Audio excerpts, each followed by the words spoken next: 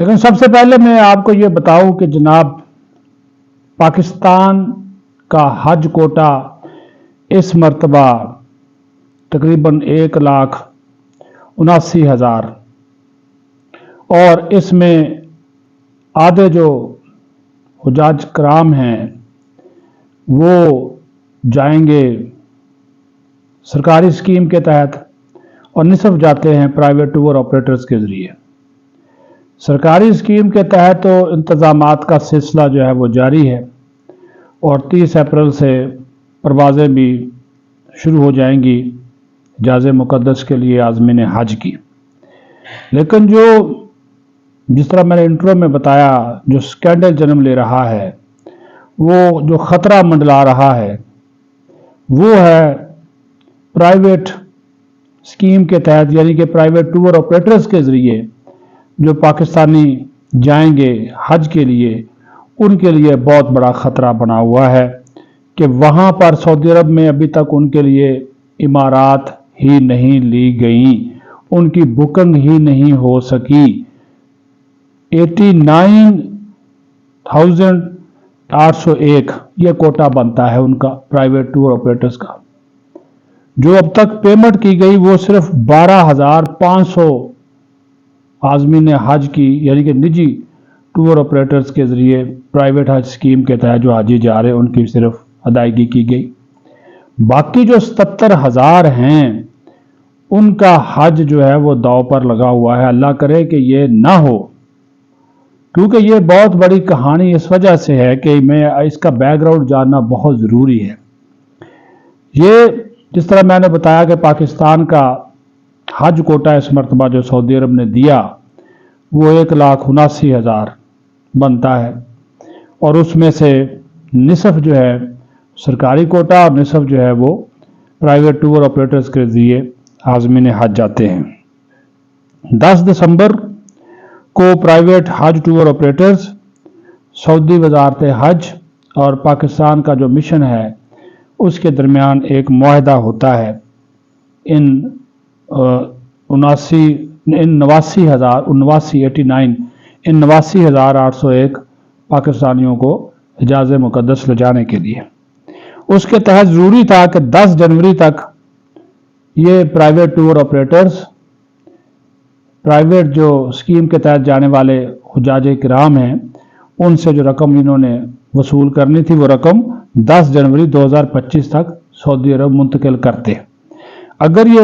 अगर ये मुंतकिल कर दी जाती तो इनकी बुकिंग की जो डेडलाइन थी वो 14 फरवरी थी। हुआ ये कि प्राइवेट टूर ऑपरेटर्स और वजारत मजहबी अमूर के हुकाम आपस में चपकलिश का और एक दूसरे के ऊपर ज़िम्मेदारी और एक दूसरे के वहाँ पे बिल्डिंग शिल्डिंग और दीगर मामलात के हवाले से उलझे रहे और जो सऊदी अरब की पॉलिसी थी उस पर अमल ना हो सका। उस पर जब अमल दरामद नहीं हुआ तो वो जो पेमेंट करनी थी वो भी नहीं हो सकी, तो जो है वो बुकिंग जो होनी थी वो भी नहीं हो सकी वहाँ पे बिल्डिंग्स की। और इसका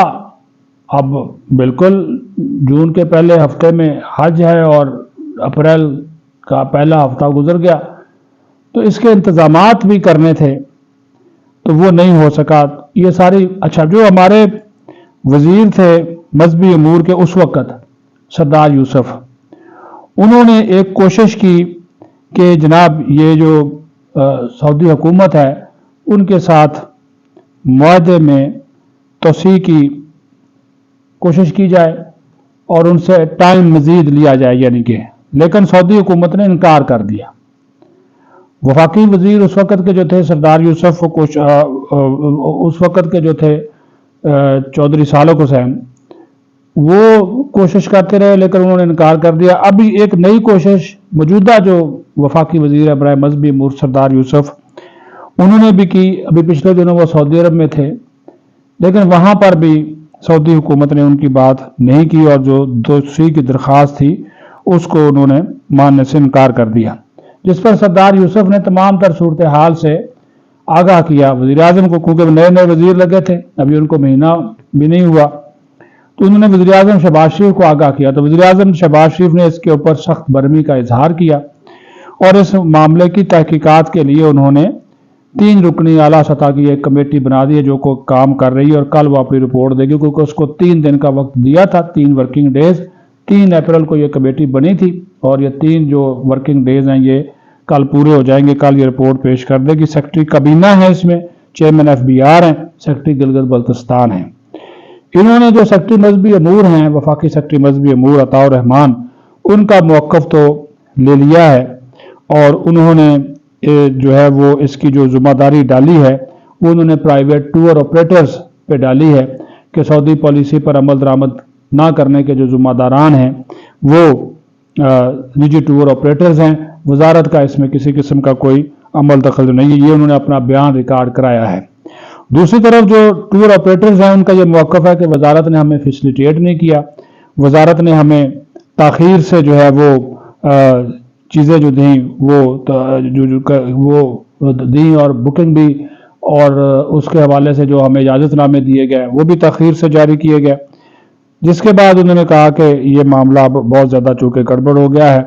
اور نجی ٹور آپریٹرز کی جانب سے جو معاہدے کی خلاف ورزی کی گئی یہ وزارت کہہ رہی ہے، جبکہ نجی ٹور آپریٹرز کا یہ موقف ہے کہ وہ ایک دوسرے کے اوپر ملبہ ڈال رہے ہیں، کہ انہوں نے کہا کہ ہمیں جو اجازت نامے دینے ہوتے ہیں وزارت نے وہ تاخیر سے جو ہے وہ دیے گئے، اور ابھی جو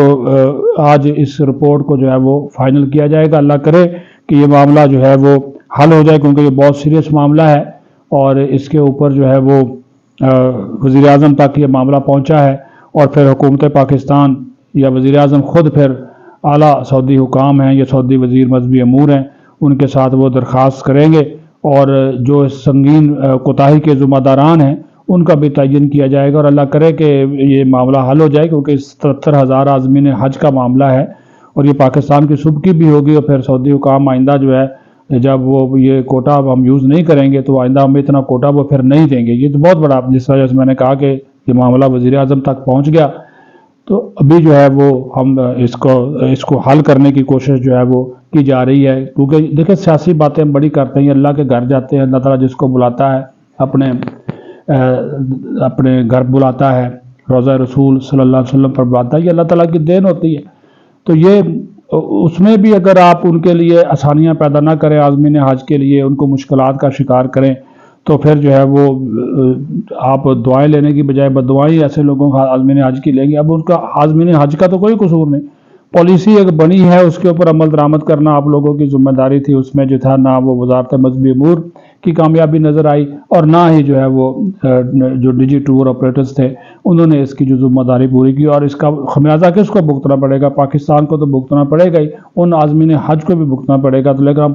امید کرتے ہیں کہ سعودی حکومت بھی نرمی دکھائے گی، اور حکومت پاکستان بھی سعودی وزارت حج اور سعودی وزیر حج کے ساتھ اس معاملے کو اٹھائے گی، اور یہ وہاں پہ جو بکنگ کا مسئلہ ہے، جو رقوم منتقل کے انتظام اب یہ کیا جا رہا ہے کہ ہنگامی بنیادوں پر جو رقوم ہے وہ وہاں پہ سعودی عرب کو بھجوائی جائیں، اور ان سے جو نظر ثانی شدہ جو پالیسی ہے